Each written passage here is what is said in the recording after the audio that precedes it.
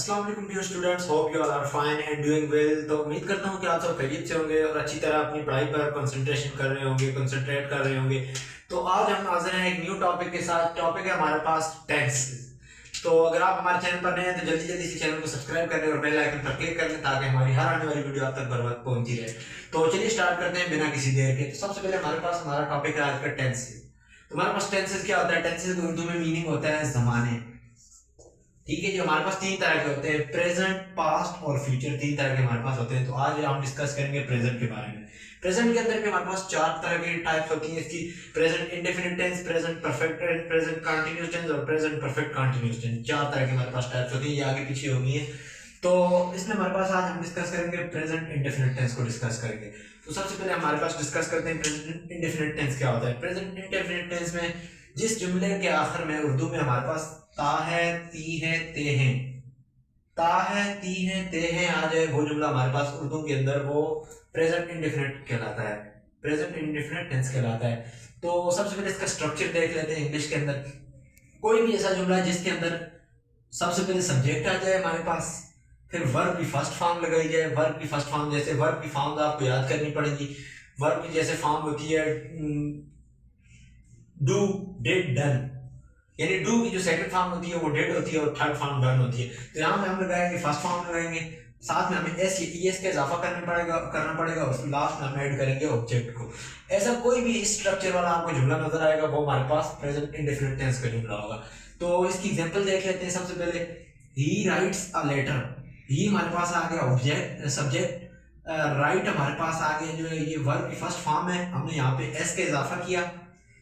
ठीक है, सारा स्ट्रक्चर के हिसाब से हो रहा है। और लास्ट में हमारे पास आ लेटर हमारे पास आ गया ऑब्जेक्ट जिस चीज पर काम किया जा रहा है। तो ये हमारे पास बना ही राइट्स अ लेटर, वो एक खत लिखता है। तो ये हमारे पास बन गया प्रेजेंट इंडेफिनिट टेंस का एक जुमला बन गया। तो इसके आगे दो टाइप्स होती हैं, एक होता है, तीन टाइप्स होती है, एक नेगेटिव, एक पॉजिटिव और एक इंटरोगेटिव। जो हमारे पास पॉजिटिव होता है वो तो यही जुमला आ जाता है कि पॉजिटिव, और जो नेगेटिव होता है उस जुमले का स्ट्रक्चर देख लेते हैं हम।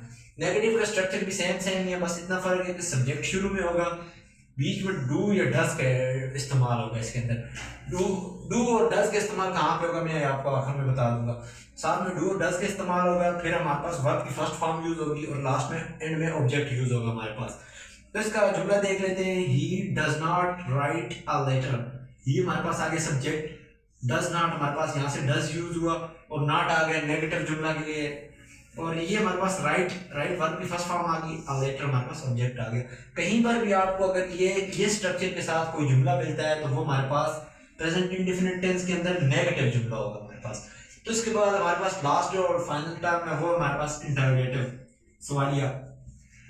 वो हमारे पास उसका स्ट्रक्चर है डू और डज। डू या डज हम शुरू में ले आएंगे उसको, सब्जेक्ट उसके बाद हमारा सब्जेक्ट यूज करेंगे हम, फिर वर्ब की फर्स्ट फॉर्म, फिर हमारे पास ऑब्जेक्ट यूज होगा और एंड में हमारे पास ये सवालिया निशान आ जाएगा इसका।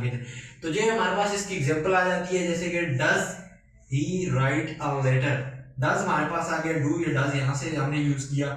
ही जो हमारे पास ये हमारा सब्जेक्ट है, राइट हमारे पास आ गया, वर्ब की फर्स्ट फॉर्म आ गई, अ लेटर हमारे पास जो पूरा आ गया, ये हमारे पास हमारा ऑब्जेक्ट आ गया। तो इसी के साथ आपको बताता चलूं कि ही शी इट हमारे पास जो सिंगुलर होते हैं, ही शी इट, ये इसके साथ हमेशा हम एस या ई एस का इजाफा करते हैं। ठीक है, और जो हमारे पास होता है ये डज, हम जब भी कभी भी हम नेगेटिव जुमला बनाते हैं, नेगेटिव के अंदर हमारे पास सब्जेक्ट जो होगा वो ही हो या शी हो फॉर एग्जांपल या इट हो, हम इसके साथ हमेशा डज नॉट का यूज करेंगे। और अगर हमारे पास इसी तरह से जमा की फॉर्म में हो, दे हो, यू हो, आई हो, वी हो, तो उसके लिए हम यूज करते हैं दे डू, यानी कि डज नहीं यूज करेंगे, वहां पे हम यूज करेंगे दे डू नॉट। सो उम्मीद करता हूँ कि आपको आज की हमारी वीडियो समझ आई होगी और अच्छी भी लगी होगी। तो मिलते हैं आपसे नेक्स्ट वीडियो में, तब तक के लिए अल्लाह हाफिज।